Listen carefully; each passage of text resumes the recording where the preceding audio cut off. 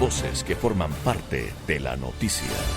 8 de la mañana y 39 minutos. Nos acompaña ya el arquitecto Fernando Carrión, experto en seguridad.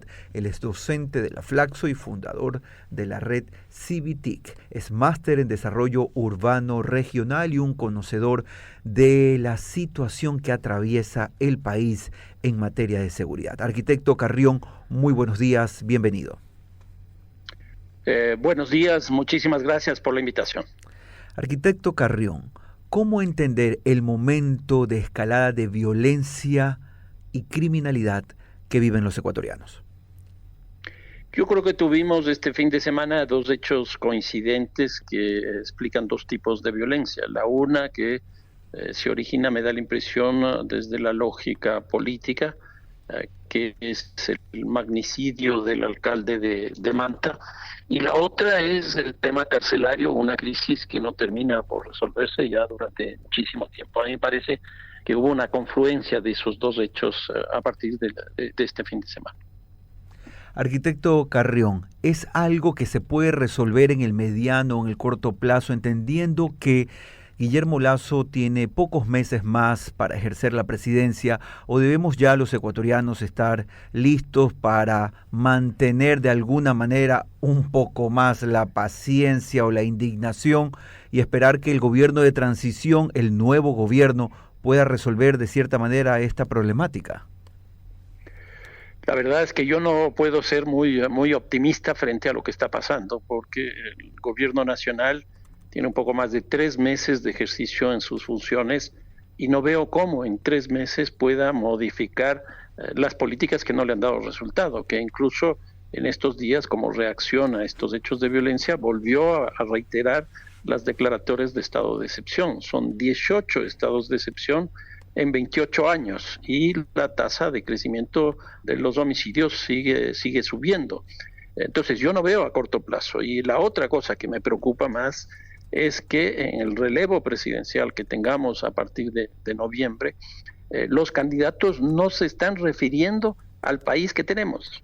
En octubre viene el fenómeno del Niño, y ese fenómeno del Niño va a funcionar hasta abril o mayo del próximo año, y los costos del mismo van a ser entre 10 y 11 puntos del Producto Interno Bruto. Esa es una cantidad mucho más alta de lo que ocurrió con la pandemia. Y ya vimos lo que produjo la pandemia en términos de empleo, en términos de caída de la economía, en términos de la pobreza y en términos de la violencia. Yo en ese sentido tengo más bien mucha aprensión, porque en el corto plazo el gobierno actual sale, y en el mediano plazo el que va a entrar va a tener que enfrentar una situación que no se está debatiendo dentro de la campaña electoral. Son exactamente las 8 de la mañana con 42 minutos y tenemos a Fernando Carrión, el experto en seguridad y docente de la Flaxo. Fernando, yo tengo una frase que la digo muchísimo en este programa, y que es que este gobierno será conocido como el gobierno de las dos vacunas, la que nos salvó la vida y la que nos está matando. Usted dice que no es optimista, yo tampoco, solo he escuchado a un funcionario público, como es el gobernador del Guayas, decirnos la verdad. Y ahora estamos a expensas de que haya rueda de prensa de los PPLs, donde salen rodeados de policías, armas, entregan armas.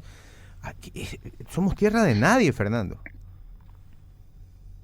No, eso es así. Le pongo un par de ejemplos de lo que usted está diciendo de tierra de nadie. La una es que nosotros tuvimos el inicio de la crisis carcelaria en febrero del 2021, cuando se produjo una matanza de 79 personas. Eso ocurrió en 3 provincias distintas, Azuay, Cotopaxi y Guayas, y en 4 recintos carcelarios. ¿Qué es lo que acabamos de tener este fin de semana? Ya no fueron 3 las provincias, sino fueron 6 las provincias. Ya no fueron 4 los recintos carcelarios, fueron 13 los que ocurrieron. ¿Qué quiere decirnos esto? Que hoy día el Sistema Nacional de Cárceles no es manejado por el SNAI, sino que es manejado por estas estructuras criminales que deciden el día, la hora, qué hacer frente a lo que está pasando. Y se toman y hacen lo que quieran. Por otro lado, estas mismas estructuras criminales manejan los mercados internos del sistema carcelario de una manera impresionante. Ahí se compra y se vende absolutamente todo. Por ejemplo, ahí se venden celulares, y no solo que se venden los celulares, sino que se vende el servicio mensual de ese celular. También comida, también se pagan las visitas, también armas, también droga, absolutamente todo. Y esto ha conducido a que el presupuesto que maneja el SNAI sea más bajo de lo que se mueve internamente en ese mercado perfecto. Yo creo que ahí se ve claramente que lo que hay es un territorio unificado del crimen.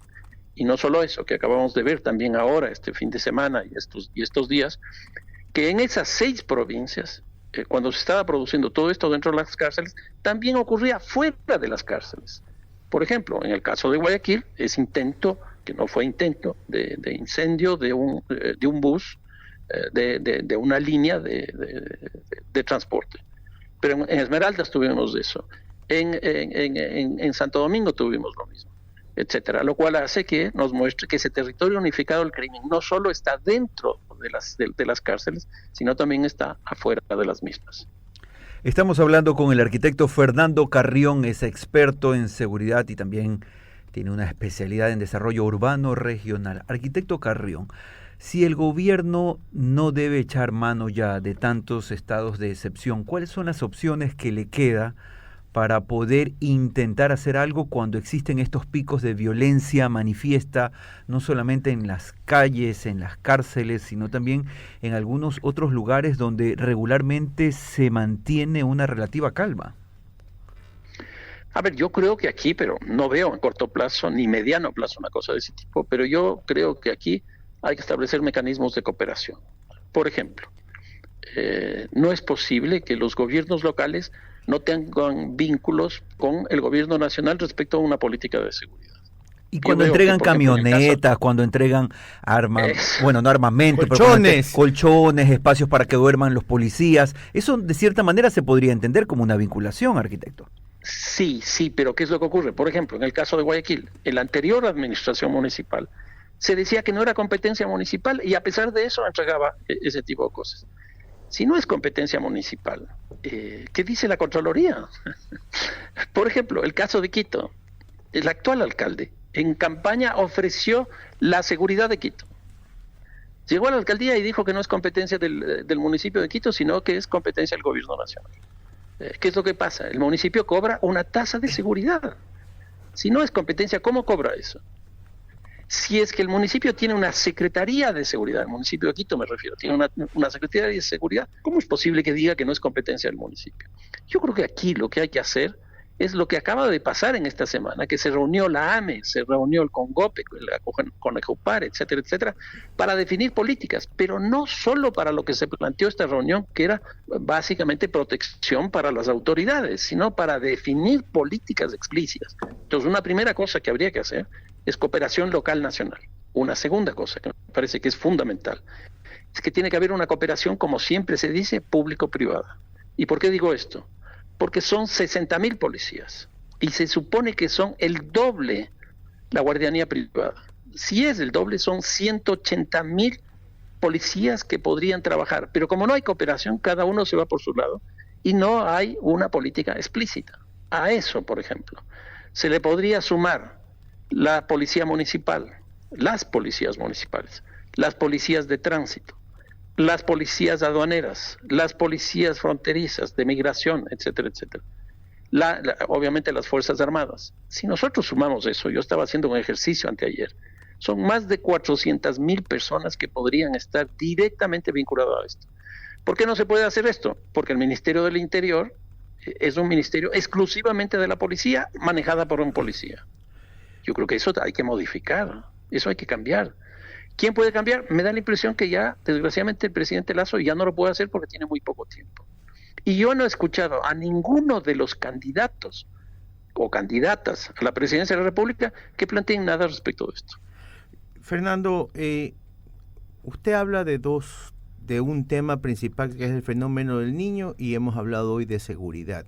En ese año y medio, los candidatos van a tener solo esos 2 grandes proyectos y he leído todas las propuestas y en tema de seguridad para mí la lleva liderando, ojo, en tema de propuestas, Topic, porque tal vez conoce un poco más de seguridad. Me gusta lo que habla de las nuevas cárceles, me gusta, porque ¿sabe qué? En esto, para que todo se reactive en el Ecuador, si no tenemos seguridad, vamos a seguir congelados en el tiempo. No, el problema de la seguridad es impresionante. Les doy también otros datos. El caso del Ecuador, el nivel de lavado que nosotros tenemos es más o menos de 3.500 millones de dólares. Sumen el presupuesto del municipio de Guayaquil, que son 760 millones, más el municipio de Quito, que son 940 millones de dólares, y nos llega a la mitad del lavado. Y la gran parte del lavado se hace en Quito, Guayaquil. O sea, estamos en manos de las estructuras criminales. Segundo dato, el costo de la violencia en el Ecuador es más o menos de 2.500 millones de dólares. Sumen ya los 3.500 más los 2.500, ya estamos en 6.000 millones de dólares. Yo creo que si no tenemos una buena política económica, no vamos a tener una buena política de seguridad. Si no tenemos una buena política de seguridad, no vamos a tener una buena política económica.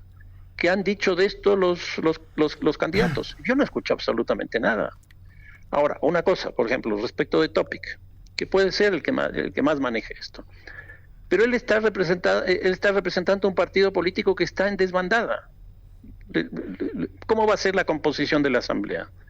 La Asamblea yo creo que va a tener la mayor cantidad de miembros de Revolución Ciudadana, que en la Asamblea pasada tuvo 47, yo creo que va a tener más de 50. El segundo bloque fue Pachacutic, pero Pachacutic está fragmentado en 4 grupos y no ha sido capaz de proponer, por esa misma situación, ningún candidato nacional. En tercer lugar, la izquierda democrática. La izquierda democrática está fragmentada en 3, tampoco propuso candidatos nacionales. En cuarto lugar está Creo, que no propuso candidatos a nada. Y en quinto lugar está el Partido Social Cristiano, que incluso su dirigente máximo, su líder histórico, Jaime Nebot, no dice absolutamente nada. ¿Cómo va a estar compuesta esa asamblea? Básicamente por un bloque de un partido fuerte, como es el caso de la Revolución Ciudadana, y luego los miembros restantes. Va a ser un nivel de fragmentación que surja principalmente de las organizaciones políticas provinciales, es decir, de los caciques locales. ¿Cómo vamos a construir mayorías ahí? Les digo una cuestión más respecto de esto. Más o menos el promedio de la aprobación de una ley en el país es de 9-10 meses. Eso significa que el próximo Parlamento aprobará, si es que sigue en ese promedio, 3-4 leyes, no más allá de eso. ¿Qué nos espera con el fenómeno del niño encima? Queremos agradecer al arquitecto Fernando Carrión, experto en seguridad, especialista en desarrollo urbano regional, tocando aquí en Así Amaneció algunas temáticas importantes en torno al manejo de seguridad, a la ola de criminalidad que hemos hemos vivido durante los últimos días, y también a qué podría pasar con el gobierno de transición que elegiremos los ecuatorianos el próximo 20 de agosto. Gracias al arquitecto Carrión, son las 8 de la mañana y 53 minutos.